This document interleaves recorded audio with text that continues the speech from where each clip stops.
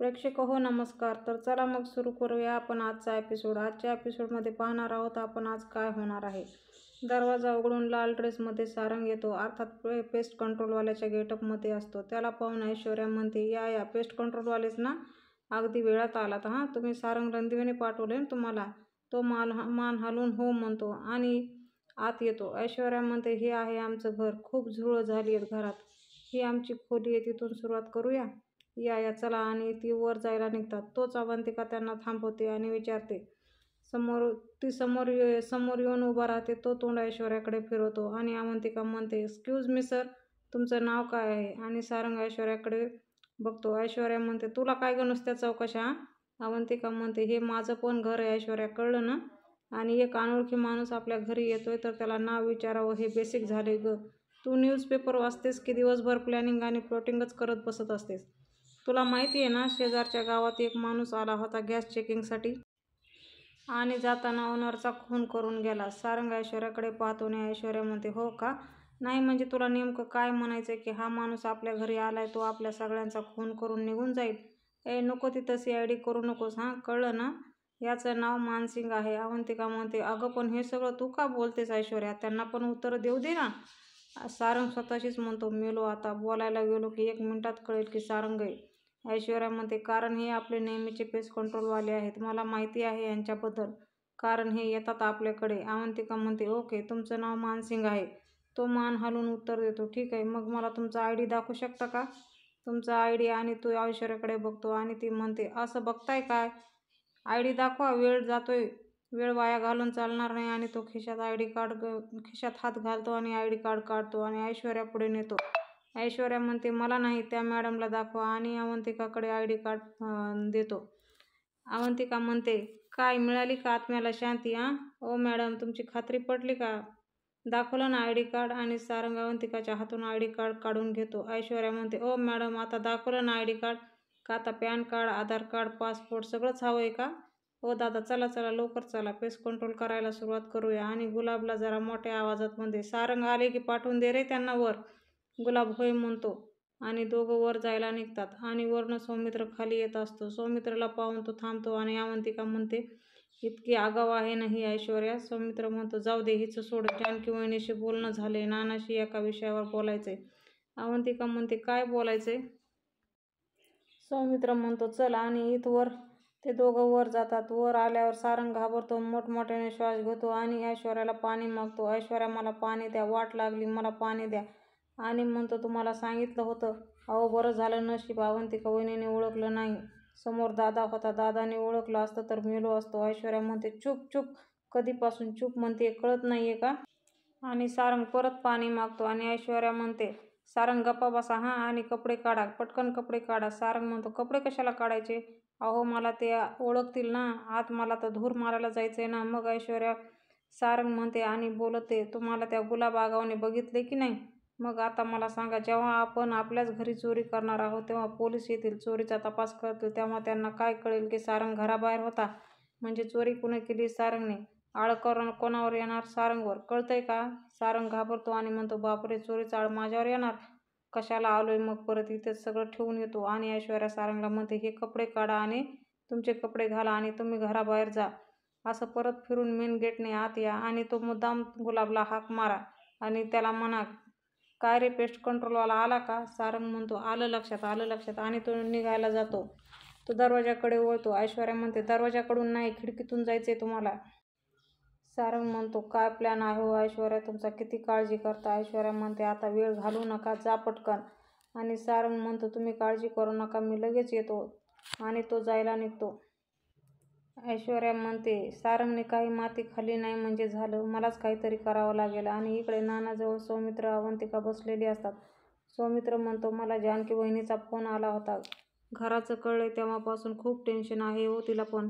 नाना, तिचं म्हणणं असं होतं की कडं कुलूप किल्ली, जे तुम्ही काय म्हणत होतात ना, ते नक्की काय आहे? नक्की कोणता प्रकार आहे तो? आणि नाना सांगत असतात पण त्यांना काहीच समजत नाही.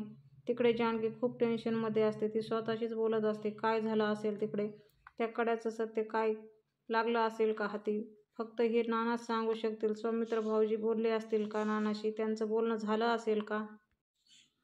तसं असतं तर एव्हानी त्यांनी मला फोन केला असता. जानकी मोबाईल घेऊन वाट पाहतच असते. सौमित्र भाऊजी फोन का करत नाहीत? प्लीज कॉल करा. आज काही झालं तरी सगळ्या गुपितांची दार उघडलीच पाहिजेत. आणि इकडे सारंग बंगल्यात येतो. गुलाब किचनमध्ये असतो आणि गुलाबला आवाज येतो, गुलाब.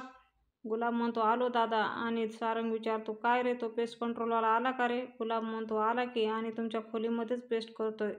आणि तो वरून पेस्ट कंट्रोलवाला खाली येतो आणि गुलाब म्हणतो, तो बघा आला. आणि सारंग वर पाहतो. तो ओळखण्याचा प्रयत्न करतो. तोंडावर हात ठेवून म्हणतो, ऐश.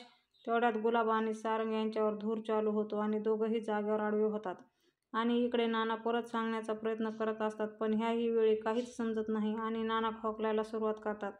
अवंतिका म्हणते, नाना सावकाश. आणि सौमित्र, ऐक ना, मी काय म्हणते. सौमी, नको ना असं प्रेशराईज करू तू. नानांना त्रास होतोय रे. आणि नानांना पाणी देते. आणि तिकडे वाट पाहून पाहून शेवटी जानकीच फोन लावते आणि सौमित्राला विचारते, काय झालं? सांगितलं का नानांनी कड्याबद्दल काही? कडं कुलूप केली, काहीतरी कळलंय का तिघांपैकी? सौमित्र म्हणतो, नाना सांगण्याचा प्रयत्न करतायत ग वहिनी, पण मलाच काही कळत नाहीये. जानकी म्हणते, भाऊजी असं कसं कळत नाहीये? नानाची तब्येत आता पहिल्यापेक्षा बरी आहे ना? तुम्ही नीट समजून घ्यायचा प्रयत्न करा ना. तुम्ही अवंतिकाला सांगा बरं, कदाचित तिला काहीतरी कळेल. सौमित्र, भाऊजी काही झालं तरी आपल्याला हे सत्य कळणं महत्त्वाचं आहे. सौमित्र म्हणतो, हो वहिनी, कड्याचं सत्य कळेल आपल्याला. आणि तेवढ्यात दरवाजा उघडतो आणि पेस्ट कंट्रोलवाला म्हणजेच ऐश्वर्या तिथे येते आणि धूर चालू करते. फोन तसाच चालू राहतो. सौमित्र खोकलतो आणि तिथूनच तसाच आडवा पडतो. हॅलो सौमित्र भाऊजी, काय होतंय तुम्हाला? आणि सौमित्र खोकलत खोकलतच तो पण आडवा होतो आणि अवंतिका धुरातून मार्ग काढत येते. तिच्या पण तोंडावर धूर ऐश्वर्या सोडते आणि ती पण खोकलून खोकलून नंतर आडवी होते. तिकडून जानकी आवाज देत असते, अवंतिका, काय होतंय तुम्हा सगळ्यांना? नाना. सौमित्र भाऊजी स्वतःशीच बोलते, सगळे असे विचित्र प्रकारे का खोकलत होते? नक्की काय झालं असेल तिथे? आणि जानकी परत कॉल करते आणि म्हणते, फोन उचला भाऊजी. आणि ऐश्वर्या फोन बघते आणि म्हणते, जानकी सारखी आपली बडबड करत असते, आता सगळ्यांना छान सुखाची झोप लागेल. मी सोनं पळवून नेऊन सगळ्यांची झोप उडवेल. परत फोन वाजतो. ऐश्वर्या म्हणते, सारखी फोन करते. परत जानकी अवंतिकाला कॉल करते. ती म्हणते, अवंतिका, तू तरी फोन उचल. सगळे असे का करत होते? अरे देवा, काय झालं असेल? आणि ती जायला निघते. तोच ऋषिकेश येतो आणि म्हणतो, काय गं, एवढ्या टेन्शनमध्ये का आहेस आणि कुठं चालली आहेस? जानकी म्हणते, ऋषिकेश, सौमित्र भाऊजीचा फोन आला होता. अचानक कट झाला फोन. त्यानंतर मी फोन लावते पण लागत नाहीये. अवंतिका पण फोन उचलत नाहीये. ऋषिकेश म्हणतो, अगं मग त्यात एवढं काळजी करण्यासारखं काय? जानकी, काळजी करण्यासारखं फोनवर असं विचित्र खोकल्यासारखा आवाज येत होता आणि तो फोन कट झाला. मला असं वाटतंय काहीतरी गडबड आहे, काहीतरी प्रॉब्लेम आहे. मी आलेच. ऋषिकेश म्हणतो, जानकी, एवढी ओव्हरथिंक करू नकोस. मला वाटतं फोनची बॅटरी लो असेल किंवा काही वेगळं कारण असेल. जानकी म्हणते, तर्क लावण्यात काय पॉईंट आहे? मला असं वाटतं तुम्ही पण माझ्यासोबत यावं. ऋषिकेश म्हणतो, अजिबात नाही हां, तिकडे जायचा प्रश्नच येत नाही आणि तू सुद्धा तिकडं जायचं नाहीस. जानकी म्हणते, असं नका करू ऋषिकेश, मी तुम्हाला आता विचारून जातीये, मला थांबवू नका. तुम्हाला माहितीये माझं गट फिलिंग कधीच चुकत नाही. प्लीज मला आता अडवू नका. ऋषिकेश परवानगी देतो. ठीक आहे, जा असं म्हणतो, पण तुझी तू जा, मी येणार नाही तिकडे. आणि जानकी लगेच निघते. ऋषिकेश स्वतःशीच बोलतो, त्या घरासाठी काळ वेळ न बघता तिकडे जाते. काय गरज होती एवढी धडपड करायची? तिला वाटतं तसं काही झालेलं नसेल. आणि आशीर्वाद बंगल्यात ऐश्वर्या किचनमध्ये येते. वरवंटा आणि स्क्रूड्रायव्हर हातात घेऊन येते. इकडे जानकी रस्त्यावर चालतच असते. ऐश्वर्या नानाच्या रूममध्ये येते आणि वरवंटा आणि स्क्रूड्रायव्हरने कपाट फोडते आणि ते सगळे दागिने एका पिशवीत भरते. आणि इकडे जानकीची गेटमध्ये एंट्री होते आणि ऐश्वर्या स्वतःशीच बोलते, आता हा असा सेटअप करून ठेवते की बघणाऱ्याला असं वाटेल की चोरी झालीये. ऐश्वर्या सगळं विस्कटून बाहेर पडणार असते की तिला जानकी दिसते. ती जानकी फोनवर ओवीशी बोलत असते. ती म्हणते, ओवी बाळा, मी जरा बाहेर आलीये, तुझी पोएम नंतर ऐकते, तू बाबांना ऐकव ना. आणि ऐश्वर्या जानकीला बघून परत मध्ये जाते आणि म्हणते, ही इथे काय करते? आता हे दागिने कसे लपवू मी? ओ गॉड, हिला पण आताच कडमडायचं होतं, काय करू? ऐश्वर्या मागच्या दरवाजाने बाहेर जाते आणि इकडून जानकी आत येते आणि म्हणते, वास कसला येतोय हा? आणि हाका मारते, आई, नाना, सौमित्र भाऊजी अशी हाक मारतच ती मध्ये येते. समोर गुलाब आणि सारंग पडलेले दिसतात. सारंग भाऊजी म्हणून ती सारंगला उठवण्याचा प्रयत्न करत असते. गुलाबकडे जाते आणि गुलाबदादा म्हणून त्याला उठवण्याचा प्रयत्न करते. आणि इकडे ऐश्वर्या घराच्या गार्डनमध्ये येते आणि म्हणते, बरं झालं मशीनही घेऊन आली, नाही तर तिकडेच राहिली असती. पण ह्या दागिन्यांचं काय करू मी? कुठे लपवू आता हे? किती महाग आहेत, कोणाच्याही नजरेत यायच्या आत हे मला केलं पाहिजे. शेणाशिवाय बेस्ट काहीच असू शकत नाही म्हणते आणि शेणाच्या बादलीमध्ये ती दागिन्याची पिशवी ठेवते. वरून शेण माती टाकते आणि मला कळणार कसं? कदाचित ही बादली फुटलेली आहे आणि तिच्या बाजूलाही एक बादली फुटलेली असते. पण ही तुटलेली बादली आहे. कन्फ्युजन नको. अरे यस, आहे ना. गुलाबाचं झाड उचलते आणि त्या बादलीत ठेवते आणि वरून शेण माती टाकते आणि म्हणते, अरे वा, एक काम तर झालं. आणि पेस्ट कंट्रोलचे कपडे काढून तिथेच झाडामध्ये फेकून देते. इकडे जानकी आई नाना करत येते आणि गुलाबदादाच्या तोंडावर पाणी मारते आणि उठा उठा करून काय झालं विचारते. परत सारंगकडे जाते आणि सारंगच्या तोंडावर पाणी मारते आणि म्हणते, काय झाले? सारंग म्हणतो, ऐश्वर्या. जानकी म्हणते, भाऊजी उठा, मी जानकी आहे, उठा ना. गुलाबदादा उठा. सारंग विचारतो, काय झाले? आणि तुम्ही असे इथे बेशुद्ध कसे पडलात? आणि बाकीचे सगळे कुठेत? सारंग नानाच्या खोलीकडे पाहतो. जानकी म्हणते, नानाच्या खोलीत? आणि ती पळत नाना नाना करत नानाच्या खोलीत जाते. सौमित्र, भाऊजी, अवंतिका, उठा ना. अरे देवा, काय झाले तुम्हा सगळ्यांना? सौमित्रच्या तोंडावर पाणी टाकून ती उठवते आणि बाहेर जायला बघते तर पाहते कपाटावर नजर जाते तर कपाट फुटलेलं असतं. कपाटातले दागिने, कपडे सगळे अस्तव्यस्त पडलेले असतात. सगळं सामान बाहेर पडलेलं असतं. सौमित्र, भाऊजी, हा सगळा काय प्रकार आहे? दागिन्यांचे बॉक्स दिसतात, रिकामे पडलेले असतात. परत सौमित्र अवंतिकाकडे येते आणि म्हणते, अगं, हा सगळा काय प्रकार आहे? सौमित्र म्हणतो, मला माहीत नाही, मी इथं तुझ्याशीच बोलत होतो आणि इथे अचानक पेस्ट कंट्रोलवाला आला. जानकी म्हणते, पेस्ट कंट्रोल? सौमित्र म्हणतो, हो, त्याने धूर सोडला आणि मी खाली पडलो. जानकी म्हणते, ऐश्वर्या कुठे?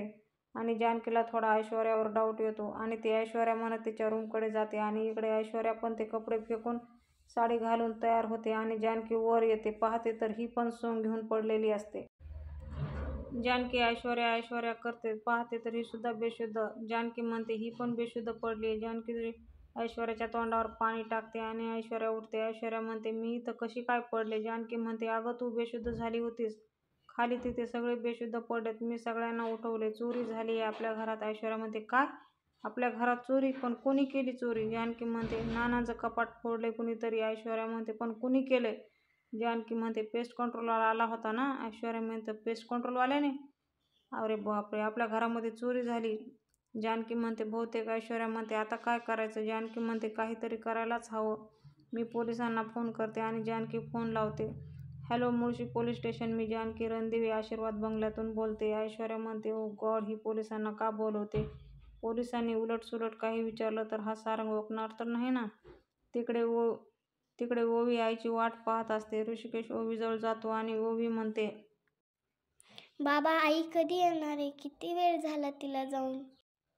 ऋषिकेश म्हणतो, बाळा, येईल आता. मला सांग, तुला भूक लागली आहे का? मी तुला जेवायला वाढू का? ओवी म्हणते, नाही, मला नाही जेवायचं. मला तिच्याकडून पोयम शिकायची होती.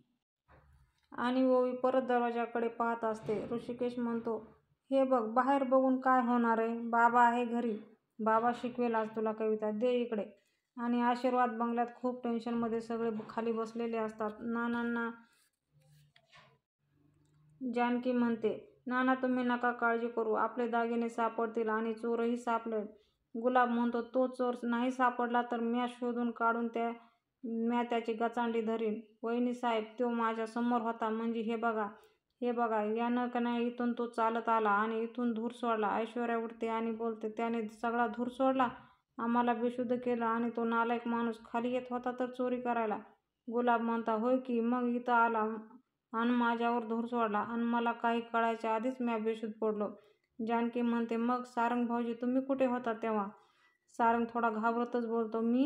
हां. आणि मध्येच ऐश्वर्या बोलते, सारंग, अहो, तुम्ही पण इथे बेशुद्ध पडलेले आणि त्याने तुमच्यावर पण धूर सोडला? तो लगेच म्हणतो, हां, हो वहिनी, मी इथेच होतो. तो समोरून आला. मी काही बोलणार त्याच्या आतच त्याने धूर सोडला आणि मी बेशुद्ध पडलो. गुलाब म्हणतो, होय, सारंग दादा बी माझ्या पुढं होते. म्या त्यांच्या मागं होतो. तो आला, त्याने सारंग दादावर आधी धूर सोडला आणि मग माझ्यावर. मग आम्ही दोघं बी बेशुद्ध पडलो. सौमित्र म्हणतो, आणि मग तो नानाच्या रूममध्ये आला आम्हाला बेशुद्ध करायला. अवंतिका म्हणते, आणि चोरी करायला. काही झालं ना तरी हे दागिने आपल्याला सापडलेच पाहिजेत. नाहीतर आई आल्यावर त्यांना हे जर प्रकरण कळलं ना, त्या खूप टेन्शन घेतील. जानकी म्हणते, नाही अवंतिका, आईपर्यंत हे प्रकरण पोहोचू द्यायचं नाही आणि तू नको काळजी करूस. हे ते आपले स्त्रीधन आहे, ते कुठेच जाणार नाही. आपल्याकडेच परत येईल. मी पोलिसांना फोन केलाय. पोलीस तपास करतील आणि सारंगची घाबरगुंडी उडते. जानकी म्हणते, हो सारंग भाऊजी, पोलिसांना फोन करून कळवलंय मी. येतील पोलीस. येतच असतील आणि दरवाजावरची बेल वाजते आणि सगळे त्या दिशेने पाहतात. जानकी म्हणते, पोलीस आले वाटतं. आणि जानकी दरवाजा उघडते आणि समोर पोलीस दिसतात. जानकी म्हणते, सर नमस्कार, मी जानकी रणदिवे. मीच कॉल केला होता तुम्हाला. या ना सर, उद्याच्या भागात आपण पाहणार आहोत. पोलीस म्हणतात, या घरात चोरी झाली. जानकी म्हणते, हो म्हणजे नानाच्या खोलीत, आणि हे माझे सासरे आहेत, त्यांच्याच खोलीत चोरी झालीय. पोलीस विचारतात, साधारण किती किमतीचे दागिने होते? जानकी म्हणते, 80 ते 1 लाखापर्यंत. सर तुम्ही बघितलंय ना, आता तुम्हाला काय वाटतंय, काय जाणवतंय? पोलीस म्हणतात, आमचा असा अंदाज आहे की चोराला घराविषयी संपूर्ण माहिती आहे, किंवा या घरातलं कोणीतरी त्यांना सामील आहे, किंवा घरातल्याच कोणीतरी व्यक्तीने या घरातले दागिने लंपास केले, त्यांनी त्यांचा हात साफ केलाय.